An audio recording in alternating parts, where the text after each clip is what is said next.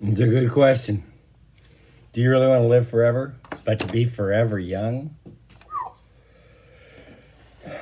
We got to keep reading. It got pretty good last time. Do you remember what happened? Man in the yellow suit showed up, said he was going to take Winnie, use her to help sell the water. She was going to demonstrate how you stay young forever. So he was going to make her drink the water. He's got to own the woods and the spring, and Ma, Miles, Jesse, Tuck, they couldn't stand it. Finally, what did Ma Tuck do? She got that shotgun. She used it like a club. What is this? Her strong arm swung the shotgun around her head like a wheel. The man in the yellow suit jerked away, but it was too late. With a dull cracking sound, the stock of the shotgun smashed into the back of his skull. He dropped like a tree, his face surprised, his eyes wide open. And at that very moment, riding through the pine trees just in time to see it all, came the Tree Gap Constable. Ma's busted. Chapter 20. What is this? This is part 5. Natalie Babbitt's Tuck Everlasting. Hope you like it. Winnie was standing with her cheek pressed into Tuck's chest, her arms flung tight around him. She trembled and kept her eyes squeezed shut. She could feel Tuck's breath come and go in little gasps. It was very quiet. The Tree Gap Constable knelt over the sprawled body of the man in the yellow suit, and then he said, "He ain't dead, leastways not yet." Winnie opened her eyes a crack. She could see the shotgun lying on the grass where Ma had dropped it. She could see May's hands too, hanging limp, clenching, and then hanging limp again. The sun was scorching hot, and near her ear a gnat whined. The constable stood up. "What'd you hit him for?" he wheezed resentfully. "He was taking the child away," said May. Her voice was dull and exhausted. "He was taking the child against her will." At this, the constable exploded. "Ding dang it, woman, what you trying to say? Taking that child against her will? Well, that's what you done. You kidnapped that child." Winnie let go of Tuck's waist and turned around. Her trembling had stopped. "They didn't kidnap me," she said. "I came because I wanted to." Behind her, Tuck drew his breath in sharply. "You wanted to?" echoed the constable, his eyes wide with disbelief. "You wanted to?" "That's right," said Winnie unflinchingly. "They're my friends." The constable stared at her. He scratched his chin, eyebrows high, and eased his own shotgun to the ground. And then he shrugged and looked down at the man in the yellow suit who lay motionless on the grass, the blazing sun white on his face and hands. His eyes were closed now, but except for that, he looked more than ever like a marionette flung carelessly into a corner, arms and legs every which way, midst tangled strings. The one glance she gave him fixed his appearances forever in Winnie's mind. She turned her eyes away quickly, looking to Tuck for relief. But Tuck was not looking back at her. Instead, he was gazing at the body on the ground, leaning forward slightly, his brows drawn down, his mouth open a little. It was as if he was in trance, yes, envious, like a starving man looking through a window at a banquet. Winnie could not bear to see him like that. She reached out a hand and touched him, and it broke the spell. He blinked and took her hand, squeezed it. "Well, anyway," said the constable at last, turning businesslike, "I got to take charge here. Get this feller into the house before he fries. I'm telling you now, if he don't make it, well, you're in a pickle, you people. Now, here's what we'll do. You," he said, pointing at May, "you got to come with me, you and the little girl. You got to be locked up right away, and the little girl, I got to get her home. Rest of you stay here with him. Look after him. I'll get back with the doctor quick as I can. Should have brought a deputy, but I didn't expect nothing like this to happen. Well, it's too late now. All right, let's get moving." Miles said softly, "Ma, we'll get you out right away." "Sure, Ma," said Jesse. "Don't worry about me none," said May in the same exhausted voice. "I'll make out." "Make out!" exclaimed the constable. You people beat all. If this feller dies, you'll get the gallows. That's what you'll get, if that's what you mean by make out. Tuck's face crumpled. The gallows, he whispered. Hanging? That's it, said the constable. That's the law. Now let's get going. Miles and Jesse lifted the man in the yellow suit and carried him carefully into the house. But Tuck stood, staring, and Winnie could guess what he was thinking. The constable swung her up onto his horse and directed May to her own saddle. But Winnie kept her eyes on Tuck. His face was very pale, and the creases deeper than ever, and his eyes looked blank and sunken. She heard him whisper again, the gallows.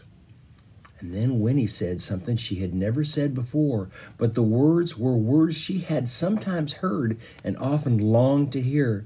They sounded strange on her own lips and made her sit up and straighter. Mr. Tuck, she said, don't worry. Everything's going to be all right. The constable glanced heavenward and shook his head, and then clutching his shotgun, he climbed up behind Winnie and turned the horse toward the path. You first, he barked at May. I got to keep an eye on you. As for you, he added, grimly speaking to Tuck, you better hope that feller don't die on you. I'll be back as soon as I can. Everything will be all right, Tuck repeated slowly. May slumped on the back of the fat old horse and did not respond. But Winnie leaned round the constable and looked back at Tuck. You'll see, she said, and then she faced forward, sitting very straight. She was going home, but the thought of that was far from her mind. She watched the rump of the horse ahead, the swish of coarse, dusty hairs as he moved his tail. And she watched the swaying, sagging back of the woman who rode him. Up through the dim pine trees they went, the constable's breath wheezing in her ears and emerging from the coolness in the green. When he saw again, the wide world spread before her, shimmering with light and possibility. But the possibilities were different now. They did not point to what might happen to her, but to what she herself might keep from happening. For the only thing she could think of was the clear and terrible necessity. May Tuck must never go to the gallows. Whatever happened to the man in the yellow suit, May Tuck must not be hanged. Because if all they had said was true, then May, even if she were the cruelest of murderers and deserved to be put to death, May Tuck would not be able to die. That's right. If they hang her, she won't die. Chapter 21. Winnie pulled up her little rocking chair to her bedroom window and sat down. The rocking chair had been given to her when she was very small, but she still squeezed into it sometimes when no one was looking, because the rocking made her almost remember something pleasant, something soothing that would never quite come up to the surface of her mind. And tonight she wanted to be soothed. The constable had brought her home. They had seized her at once, flinging the gate open and swooping down on her, her mother weeping, her father speechless, hugging her to him, her grandmother babbling with excitement. There was a painful pause when the constable told them that she had gone away of her own free will, but it only lasted a moment. They would not believe it. And her grandmother said, "It was the elves. We heard 'em. They must have bewitched her." And so they had borne her into the house, and after she had taken the bath they insisted upon, they fed and petted her and refused with little laughs and murmurs to accept her answers to their questions. She had gone away with the Tucks because, well, she had just wanted to. The Tucks had been very kind to her, had given her flapjacks, taken her fishing. The Tucks were good and gentle people. How this would have been swept away in any case. However, this good impression of her friends, which she was trying to create when she told them what had happened to the man in the yellow suit. Had they really given him the wood in exchange for finding her? They had? Well, perhaps he wouldn't want it now. May had hit him with a shotgun. He was very sick. They received this news with mingled hope and horror, and her father said, "I suppose the wood will be ours again. If that man should, that is, if he doesn't." "You mean if he dies," Winnie had said flatly, and they'd sat back shocked. But after, they put her to bed with many kisses. But they peered at her anxiously over their shoulder as they tiptoed out of her bedroom, as if they sensed that she was different now from what she had been. as if some part of her had slipped away. Well, thought Winnie, crossing her arms on the windowsill, she was different. Things had happened to her that were hers alone and had nothing to do with them. It was the first time, and no amount of telling about it could help them understand or share what she had felt. It was satisfying and lonely both at once. She rocked, gazing out at the twilight, and the soothing feeling came reliably to her bones. That feeling, it tied her to them, to her mother and her father, her grandmother, with strong threads too ancient and precious to be broken. But there were new threads now, tugging and insistent, which tied her just as firmly to the tucks. Winnie watched the sky slide into blackness over the wood outside her window. There was not the least hint of breeze to soften the heavy August night, and then over the treetops, on the faraway horizon, there was a flash of white. Heat lightning. Again and again it throbbed without a sound. It was like pain, she thought, and suddenly she longed for a thunderstorm. She cradled her head in her arms and closed her eyes. At once, the image of the man in the yellow suit rose up. She could see him again, sprawled, motionless on the sun-blanched grass. "He can't die," she whispered, thinking of May. "He mustn't." And then she considered his plans for the water in the spring, and Tuck's voice saying, "They'd all come running like pigs to slop." And she found herself thinking, if it's true about the spring, then he has to die. He must. And that's why she did it. Then she heard hoofbeats on the road below, a horse hurrying to the village, and not long after there were footsteps and a knocking on the door. Winnie crept out of her room and crouched in the shadows at the top of the stairs. It was the constable. She heard him saying, "So that's that, Mr. Foster.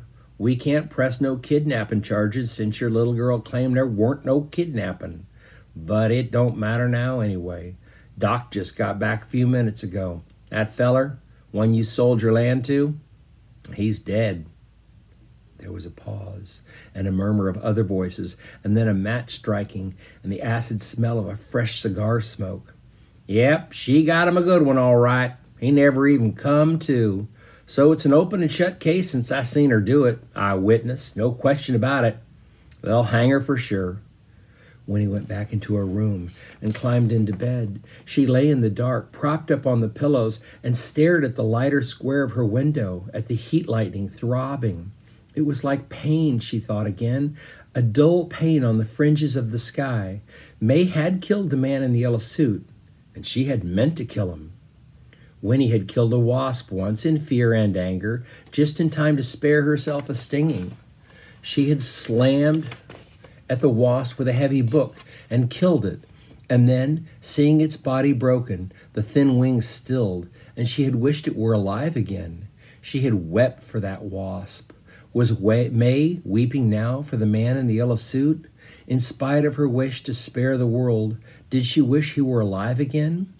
There was no way of knowing, but May had done what she had thought she had to do. Winnie closed her eyes to shut out the silent pulsing of the lightning. Now she would have to do something. She had no idea what, but something. May Tuck must not go to the gallows. Chapter 22. The next morning, Winnie went out to the fence directly after breakfast. It was the hottest day yet, so heavy that the slightest exertion brought on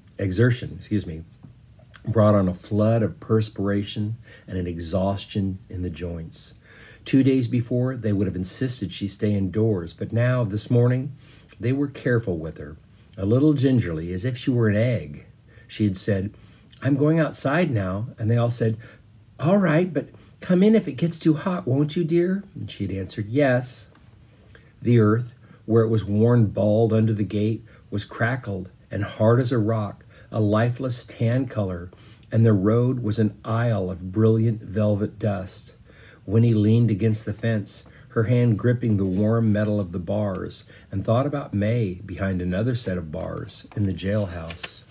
And then, lifting her head, she saw the toad. It was squatting where she had seen it first, across the road. "Hello," she said, very glad to see it. The toad did not so much as flick a muscle or blink an eye. He looked tired out today, parched. "It's thirsty," said Winnie to herself. No wonder on a day like this. She left the fence and went back into the cottage. "Granny, can I have some water in a dish? There's a toad out in front, and he looks as if he's just about to die of thirst." "A toad?" said her grandmother, wrinkling her nose in disgust. "Nasty things, toads." "Oh, not this one," said Winnie. "This is the one who's always out there, and I like him. Can I give him a drink of water?" "Toads don't drink water, Winifred. It wouldn't do him any good." "They don't drink water at all?" "No, they take it through their skins like a sponge when it rains." "But it hasn't rained forever," said Winnie, alarmed. "I could sprinkle some water on him, couldn't I? That would help, wouldn't it?" "Well, I suppose so," said her grandmother. "Where is he, in the yard?" "No," said Winnie, "he's across the road." "I'll come with you then. I don't want you leaving the yard alone." But when they came out to the fence, Winnie's balancing a small bowl of water with enormous care, the toad was gone. "Well, he must be all right," said her grandmother, "if he could hop off." With mingled disappointment and relief, Winnie tipped the water into the cracked earth at the gate. It was sucked in immediately, and the wet brown stain it left behind paled and vanished almost as quickly.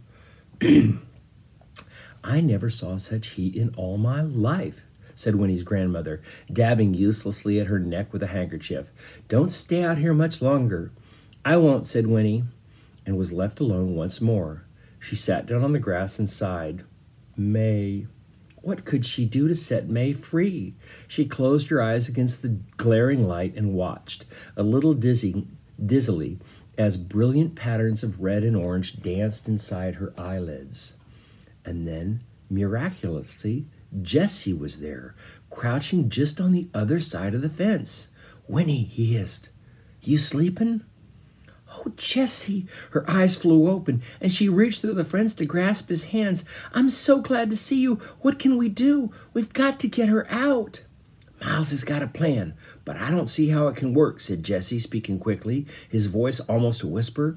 "He knows a lot about carpentering, and he says he can take Ma's window frame right straight out through the wall, bars and all, and she can climb through. We're going to try it tonight when it gets dark. Only trouble is that constable keeps watching her every minute. He's so darn proud of having a prisoner in that new jail of his. We've been down to see her. She's all right. But even if she can't climb through the window, he'll come after her as soon as he sees she's gone. Seems to me he'll notice right off. That don't give us much time to get away, but we got to try it. There ain't no other way. Anyhow, I come to say goodbye. We won't be able to come back here for a long, long time. And Winnie, if we get away, they'll be looking for Ma. Winnie, listen. I won't see you again, not for ages. Now look, here's a bottle of water from the spring. You keep it, and then no matter where you are, when you're 17, Winnie, you can drink it. And then come find us. We'll leave directions somehow. Winnie, please say you will." He pressed the little bottle into her hands, and Winnie took it, closing her fingers over it. "Jessie, wait," she whispered breathlessly, for all at once she had the answer. "I can help. When your mother climbs out the window, I'll climb in and take your place. I can wrap myself up in her blanket, and when the constable looks in, he won't be able to tell the difference. Not in the dark. I can hump up and look a lot bigger. Miles can even put the window back. That would at least give you time to get away. You'll have at least until morning."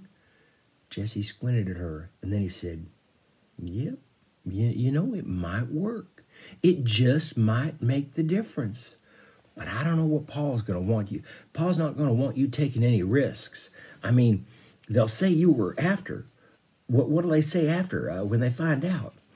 "I don't know," said Winnie, "but it doesn't matter. Tell your father I want to help. I have to help.